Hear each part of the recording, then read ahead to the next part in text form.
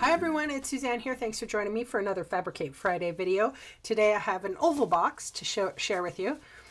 The only thing that I'm going to be conscious of, this was just the prototype, and I played around with it a little bit, and you can see how off kilter my ribbon and side piece of paper is. And it's because I wanted to hide the seam, but you can see that I'm completely off base on this one. But the one I'm making for you today will hopefully alleviate any problem like that. So today I'm going to use my Night of Navy cardstock. I'm going to need my scoring tool. You don't have to use a scoring tool. You can very well use something else. Okay, so the first piece you're going to need is a piece of 3 by 10 piece of cardstock scored at a half. And that's all for the base of the box. And then for the lid of the box, you're going to need 1.5 by 10. And again, scored at scored at a half. And that will be for the lid of the box. Okay. So we are going to put some score tape, this is not score tape. It's tear and tape by Stampin Up. Magic of television. Look how quick I heat embossed that with the silver. And I used the Holly Jolly Greetings. So let's do this so that I can see what I'm doing and you can also see. I'm going to put the score tape on what would be considered the outside of the oval box. And I know I said score tape again. It's not score tape, it's tear and tape. It is Stampin' Up's version of score tape, I guess. Super sticky. Instead of that red lined, we called it sticky tape. And then for the lid of the box, what we're going to do is we're going to adhere we're going to put the adhesive on what would be the inside of the box, so the non-stamped on or heat embossed or whatever. Okay, so what we're going to do is fold and burnish. It's important to do this, the fold and burnishing part. First of all, we're actually really sticking the tear and tape to our cardstock, and secondly, we definitely want a nice crease here. And we're going to do the same thing with the lid. Now I went ahead and had a swap out for the lid, so you can see that the score tape, the tear and tape, the adhesive is on the inside, whereas it's on the outside of this one. All right, so basically what we're trying to do is we are trying to make little V's, little V shape. And I know that it's actually not too difficult to do. Basically how I do it is I'm going to go about every 1/2 inch and cut. But what I don't want to do is cut completely that tear and tape out. I want to leave just a whisper of tear and tape of the release paper so I can pull it off in one fell swoop, because it's all about quick crafting for me. And then now I'm going to come back in the other direction and cut those little triangles out. And that's the reason why, instead of going back and forth, I found that this to be the easier method, the quicker method. I did see one fellow making a round box, and he used he used a border punch, a triangle border punch, which I thought was brilliant, but I don't own a triangle border punch or anything that makes it look like teeth or anything like that, so I just have to go with what I got. All right, so I also have 4 ovals, and you can see one is definitely going to be the lid, and I'm actually going to put the silver glimmer paper on that as well. So I have 4 ovals. Obviously the one that is embossed is going to be the lid, and the other 3 are going to be supporting and the base of our box. So the one thing that I am going to take note of is the actual, because I said that this was all crooked, I'm going to make a measurement here. These ovals are 3.5. So half of 3.5, I think, is 1.75-ish. Doesn't have to be completely accurate. I'm just going to put a bit of a tick mark there so that I know where I'm going to be starting, and yeah, how it's going to work. Okay. And I mustn't forget, we're going to have to put a little bit more adhesive on the edges.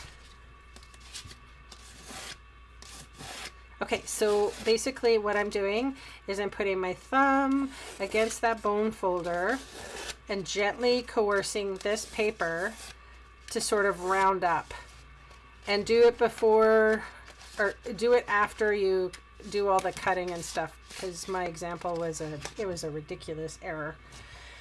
Okay, so if I start here, and the way it's going to come around, I want adhesive on this part so it can stick very simply and easily. So that's what I'm going to do.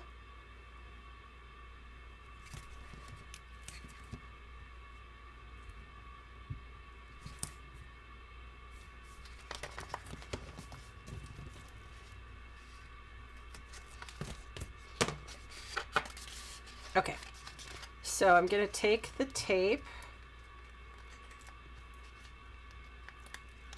Whoops. I cut just a little too close, I guess. You do want the adhesive of your choice to be very close to that score line.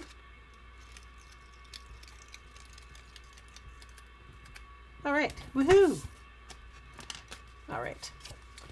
So I said that I was going to start with that little mark, and basically I'm going to have my first triangle. I'm sticking it on there, anchoring it well, and then this all goes very quickly after that.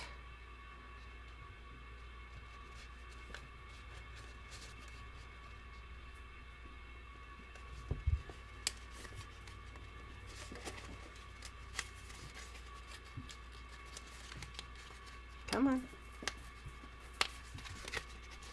This is pretty sticky tape, but you do have a few seconds to manipulate it before it sets, it seems. And as long as you don't push down hard.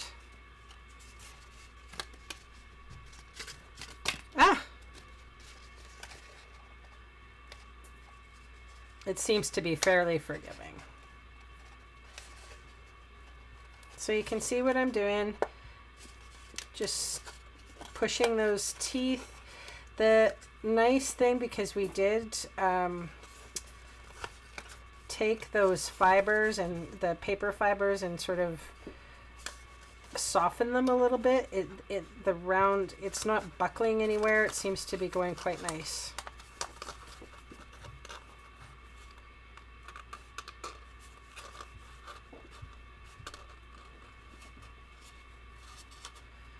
And you can see now what I meant by putting that adhesive right there, so that we don't have to rearrange the paper at all, or these little teeth that I put in. Okay, so I'm going to remove the tear and tape. I was calling it tearable tape. It's not terrible tape. It's actually pretty good adhesive. All right, and so you do want to kind of make sure that you're even Steven in the shape that you want. give that a press down.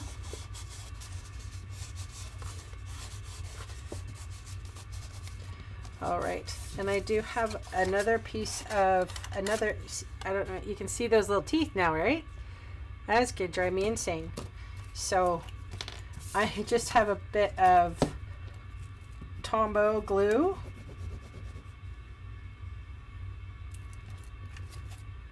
This is the messy part. I'm gonna fit that baby right inside.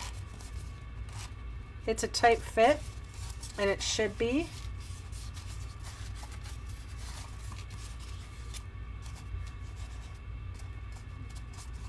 But the nice thing is my seam now is right at that center. You can't see the teeth now. It's all done up nice in there.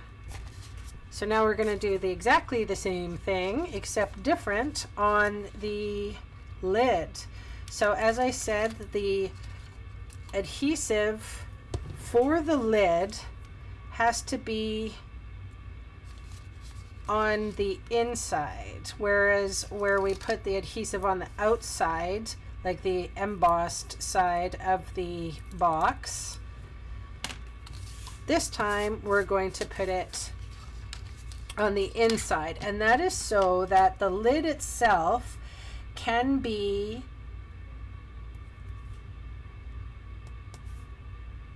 a little bit bigger than the base. Okay, so I'm doing exactly the same thing as what I did before. I made a little tick mark, and that's kind of in the center. And now I start my teeth, or I start the lid getting going here. I find that the lid is a lot easier to do than the body. I don't know why.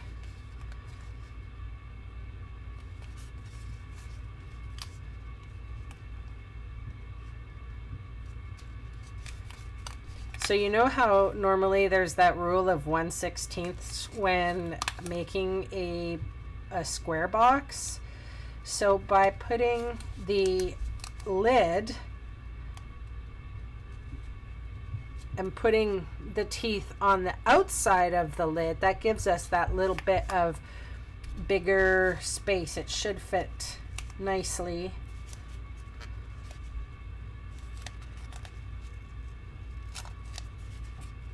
Over top of that box.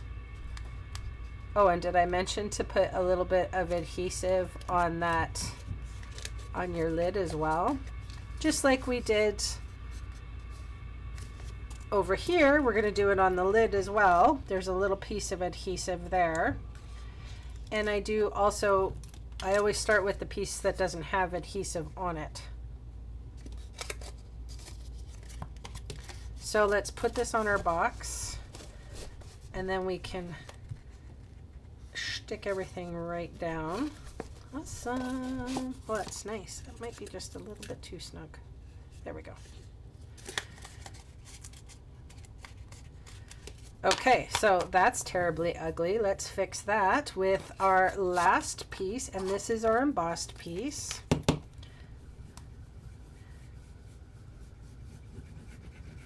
So I use the oval framelits to make these ovals. I use the 4th from the outside while that's drying. So 1, 2, 3, 4th from the outside. And then the silver glimmer paper I thought I would add even to make it even more special. And that is the 3rd one. So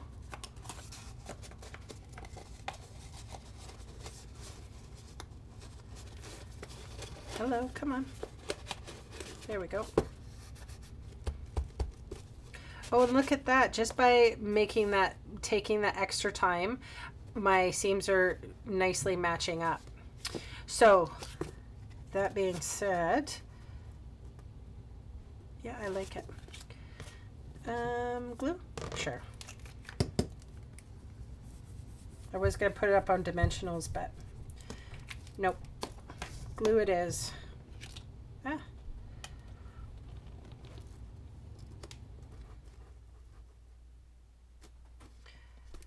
Cute.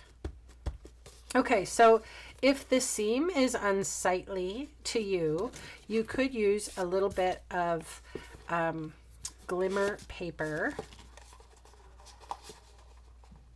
It doesn't really bother me too much, but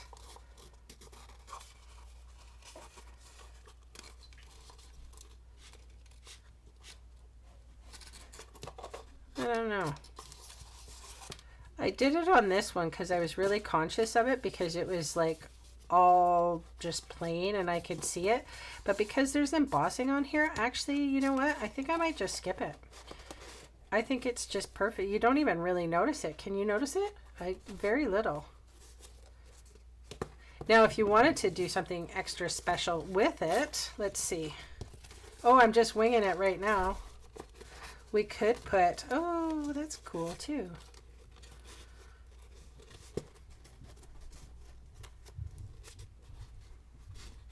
Oh, that's neat.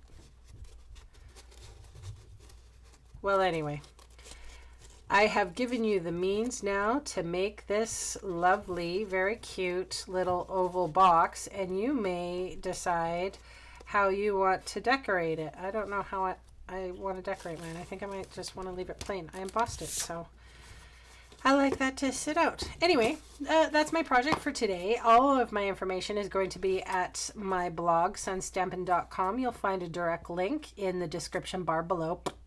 You'll also find all the tools that I used for this project also in the link below at YouTube, or you'll find a visual supply list on my blog, sunstampin.com. And that's all I have for you today. Just a quick note here to let you know I'm taking a bit of a Christmas break. This will be the last video I produce of the year. I'll post a quick video on December the 25th to show off all the beautiful handmade cards I received. I want to thank everyone who participated in my Christmas card swap. I really, really enjoyed hearing from you. Thank you so much. So Merry Christmas to you and your families, and I will see you in the new year. Bye.